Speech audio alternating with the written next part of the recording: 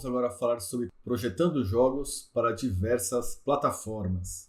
Então, se a gente imaginar hoje o universo dos games, nós temos diversas plataformas alvo para desenvolver. A gente tem desde celulares, a gente tem consoles, a gente tem dispositivos de realidade virtual, nós temos computadores, e cada um desses tipos de dispositivos tem diferentes tamanhos de tela, diferentes tecnologias de hardware, que são mais potentes, que são menos potentes. Inclusive a gente tem jogos que são cross-platform, em que você consegue jogar o mesmo jogo, se for um jogo online, tanto a partir de celulares, quanto também de computadores, consoles, enfim. Então, quando você vai projetar um jogo, é importante que você entenda para qual plataforma ou quais plataformas você está desenvolvendo. Então, vamos falar um pouquinho sobre esse assunto, para a gente entender melhor como desenvolver os nossos projetos. Vamos lá? Bom, então quando a gente pensa em desenvolver um jogo que vai rodar em várias plataformas, é importante que você pense de forma... Primeiro você acha uma ferramenta, uma engine, em que você consiga desenvolver o código, vamos dizer assim, uma vez e consiga disponibilizar para diversas plataformas diferentes. Então as engines atuais, as engines mais populares, as maiores, elas realmente já vêm com essas ferramentas para que seja possível aí você desenvolver o seu projeto. Bom, quando a gente desenvolve um projeto de jogo, é interessante que a gente pense no input, nos controles do jogo. Então, cada device ele tem certas limitações e certas características. Então, vamos supor que a gente está mexendo num jogo de terceira pessoa por um gamepad, né? Então, se eu mexo, por exemplo, no meu personagem por meio do botão analógico, eu consigo definir a velocidade em que ele vai se movimentar. Agora, se eu tiver no teclado, se eu apertar um botão, se eu apertar no botão, ele vai para aquele lado, a informação é booleana, né? Ou é true, eu movimentei, ou é falso, não estou movimentando. Então isso traz diferenças na hora de você desenvolver o jogo. A mesma coisa com touch. Eu posso movimentar por um joystick virtual, né? Eu posso ter um botão, ficar ser um tap, por exemplo. Os controles têm diferentes tipos de force feedback. Por outro lado, o mouse tem um movimento muito mais preciso. Então, no jogo de tiro, se você tiver um oponente num joystick e o outro usando teclado e mouse, você vai precisar ajustar aí para que a partida fique mais justa, certo? Então, aqui a gente tem um infográfico para a gente entender como são variados, né, os tamanhos de tela. Então, a gente tem aí telas diferentes proporções e diferentes densidades de pixels, né?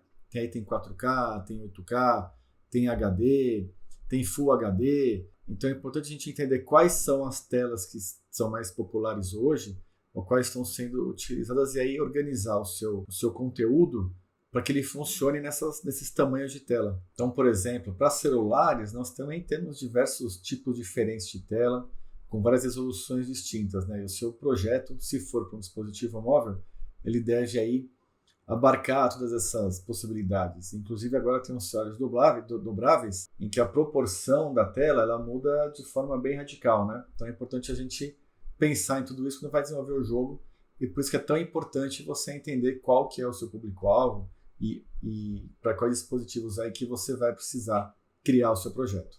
E é por isso que nós temos aí ferramentas para criar layouts responsivos, né? Em que depende do tamanho da tela, você pode configurar ali os seus botões, os elementos do seu jogo, para que eles se adequem ao tamanho da tela. A gente tem um exemplo aqui, em que a gente tem uma tela com diferentes proporções, né?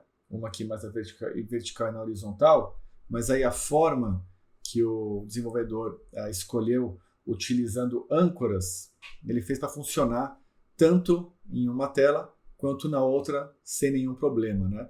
Para o jogador. Um ponto super importante, além do tamanho de tela, é a gente pensar também no próprio hardware, né, do dispositivo. Então, tem uns que são mais fracos, uns que são mais potentes. Tem diferentes placas de vídeo com diferentes características, né? Então, aqui a gente tem um exemplo do jogo, o Genshin Impact, né, que está disponível aí tanto para console quanto para PC e também para dispositivos móveis. E aí esse criador de conteúdo, ele gerou aí uma comparação entre os elementos, né? Então é um jogo feito em Unity e esse criador de conteúdo, ele gerou um vídeo comparando tanto o jogo rodando no PC quanto rodando no celular. E aí a gente consegue ver a diferença de qualidade entre uma versão e outra, certo? Então aqui a gente consegue perceber um detalhe que a grama ela não é renderizada aqui quando ela está mais longe da câmera, né? Isso é para evitar diminuir o trabalho aí do processador. A mesma coisa com as sombras, que aqui tem e aqui não aparece. Mesmo elementos que estão mais ao fundo também não aparecem. A gente percebe bem aqui menos detalhamento, né, nos modelos, comparando com esse pedaço aqui. Aqui a gente pode até imaginar que é uma configuração de LOD, né, de Level of Detail, para mostrar ainda que ele vai mostrar o objeto, ele vai mostrar com menor qualidade, com menos detalhes. Aqui a gente também percebe uma diferença, por exemplo, na qualidade das texturas. Aqui com uma textura com resolução um pouco mais baixa, né, do que existe aqui. A mesma coisa acontece também com as sombras. Outra coisa importante também é a questão da interface, né, que muda o tamanho de tela e também a gente vai precisar aqui colocar formas do jogador interagir com o jogo. E mesmo a água aí também bem diferente, né, com muito menos resolução, muito menos detalhes aí quando a gente na versão mobile.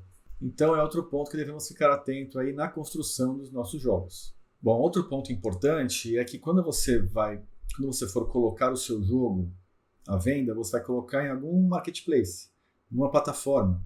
Pode ser Steam, pode ser, por exemplo, na PlayStation, pode ser para Nintendo Switch, pode ser para dispositivo móvel, como o Google Play Store, ou até para a loja da Apple. Para cada uma dessas possibilidades, você vai precisar você vai precisar cumprir alguns requisitos e muitas vezes aí passar por um processo de certificação, né, e de submissão. Então, quando você for também pensar em desenvolver o seu projeto, você vai pensar em qual marketplace você vai colocar o seu projeto, certo? Então, se você for colocar, por exemplo, para Steam, você vai precisar entender e ler aqui quais são as possibilidades, quais são os requisitos aí de submissão do seu projeto. Você vai precisar muitas vezes pagar alguma taxa, certo? A mesma coisa aqui também, se você for fazer o seu projeto para a Nintendo, as informações elas ficam todas muito visíveis, muito tranquilas de serem, muito transparentes, né?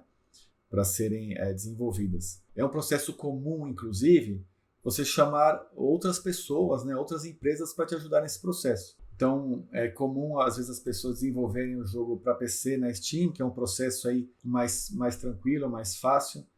E aí, depois, quando elas querem lançar o jogo, por exemplo, para Nintendo Switch, nós chamamos uma empresa para fazer o seu jogo, né, fazer algumas alterações, alguns ajustes para rodar em outra plataforma, no caso aí, Nintendo Switch. A gente chama esse processo de porting, né? Vai fazer o port do jogo. Então você tem essa questão e também essas possibilidades. É importante planejar esse processo. Bom, criar um jogo para diversas plataformas também significa entender qual que é o modelo de negócio de cada plataforma, certo? Então não faz parte aqui desse curso de entrar em detalhes, né, sobre cada um desses modelos, mas a gente pode dar uma visão geral sobre ali como eles funcionam. Então a gente basicamente tem 3 categorias, né? A gente tem os consoles. Antigamente, no mercado de games, em que esse era o modelo mais comum, né, de venda de jogos assim para casa, em que você compra um console e depois você comprava os jogos, né, que vinham primeiro em cartuchos, depois vieram em CDs, né? E agora a gente tem as vendas digitais, né? Agora com a distribuição digital de jogos, esses modelos eles ficaram muito mais variados. Então, mesmo nos consoles hoje, a gente tem serviços, por exemplo, que você pode comprar o jogo fazendo download Você tem DLCs que você pode comprar também para ter uma experiência exclusiva dentro do jogo, né, com mais conteúdo. Você também tem subscription, né, em que você assina ou você assina um jogo especificamente, ou você também assina um canal de distribuição aí de jogos, e essas maneiras elas todas alteram aí a forma como você vai até produzir o seu próprio jogo. Por exemplo, para dispositivos móveis, a gente também tem as formas de pagamento pelo jogo, em que você paga para jogar. Você também tem jogos que tem monetização por ads, então você tem que descobrir qual que é o melhor momento de mostrar um ad para o jogador. Se de repente vai ser um ad premiado, se de repente vai ser só um ad ali que vai aparecer um interstitial, né, que vai ali interromper a experiência do jogador. Você também tem IAPs, em que você pode comprar novas vidas, você pode comprar power-ups e assim por diante. Então, o que é importante é quando você vai projetar para outras plataformas, você precisa entender qual é o sistema de monetização, porque no processo de design do seu jogo, quando você está concebendo o seu projeto, você deve já pensar em como ele vai ser monetizado, para que você não tenha muito retrabalho depois. E conforme o tempo vai avançando, nós vemos novos modelos de negócio surgirem. Por exemplo, para jogos em blockchain, em que você tem a possibilidade de fazer staking de moedas, de você receber um valor monetário por jogar. Então, é um mercado em constante evolução e é importante que a gente fique atento aí sobre quais as possibilidades de monetização em cada plataforma, porque isso vai influenciar na própria criação, no próprio desenvolvimento aí do projeto, certo? O próprio jogo Fortnite, por exemplo, ele é um jogo que ele é free to play, então você baixa ele gratuitamente, você pode começar a jogar, e a monetização se dá aí por meio de venda de elementos cosméticos, né? Por exemplo, pode ser armas, novas roupas e assim por diante. E essa é uma estratégia muito lucrativa para a Epic Games, né? Que desenvolveu o jogo. E tem outros games também que seguem essa mesma linha. Para deixar a comunidade engajada, o Fortnite vem fazendo várias parcerias com celebridades, marcas e também produtos do público, para deixar o público sempre engajado, interessado em continuar interagindo com o jogo. Bom, então é isso. Nessa aula a gente viu um pouco sobre como projetar para várias plataformas. A gente falou um pouquinho sobre desafios técnicos, falou um pouquinho sobre questões de interface, sobre modelo de negócio, sobre aprovações para colocar também o seu jogo em outras plataformas. Então, até isso e até a próxima aula. Valeu!